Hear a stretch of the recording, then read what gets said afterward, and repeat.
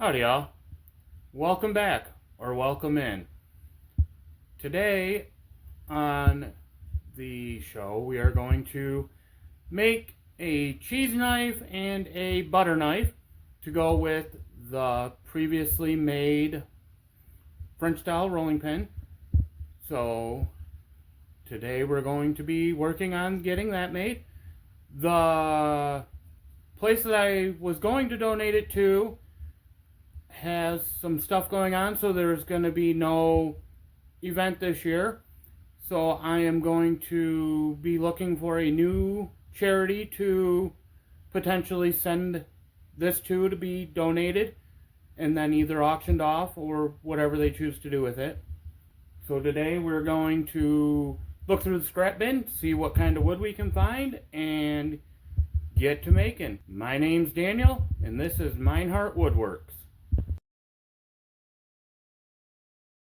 So what I'm roughly looking for is something usually about 1.5 to 2 inches wide. The length will depend on your personal preference. And then we need a couple pieces to make the handle. I try to usually use a solid chunk, something roughly about 1/4 inch thick.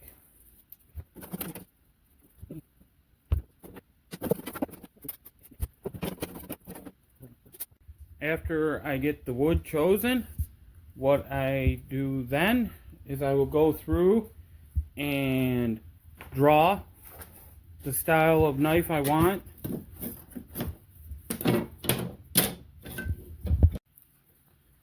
So then what I do is I try to figure out with my grain and everything how I want to potentially start the knife, lay it out.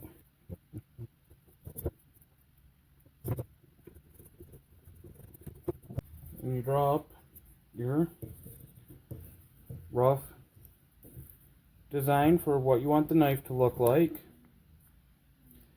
I know it's walnut, so it's kind of hard to see your lines. For the other knife, the butter knife, thinking I'm gonna kind of do like an 8 style.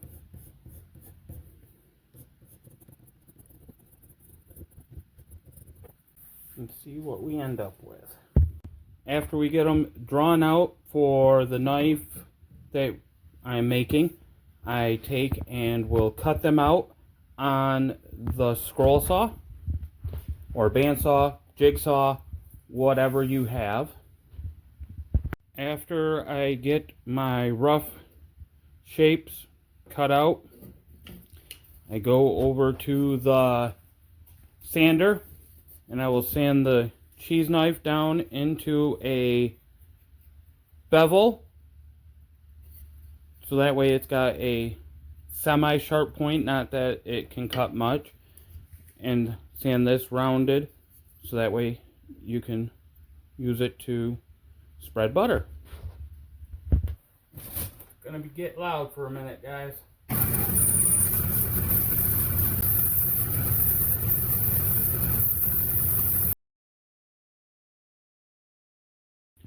After getting them roughly sanded down to shape, what I'm going to do now is cut my handles, and then I will glue the handle on, let them sit and dry.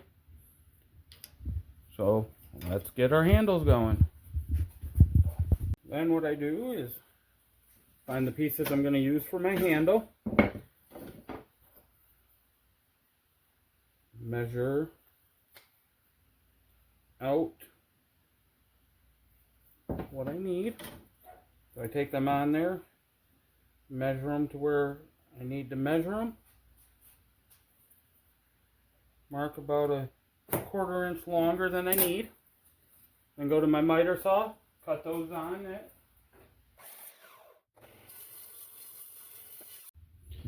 After getting the rough sizes cut out, we're going to take and glue and clamp them together, let them sit for a couple hours, and then we'll be back to finish them. Okay, we are back. Now, after the glue up for the handles, go through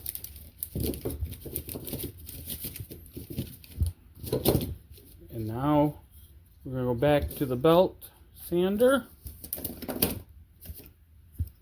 and we're going to take and sand the handles down to the profile that we want.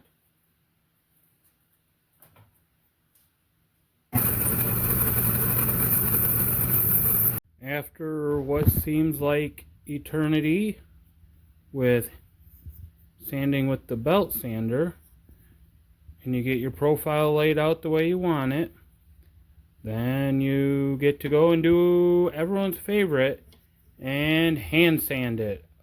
We'll be back after we're done hand sanding. After an eternity of sanding and water popping, sanding some more, and water popping some more, we now get to apply the finish.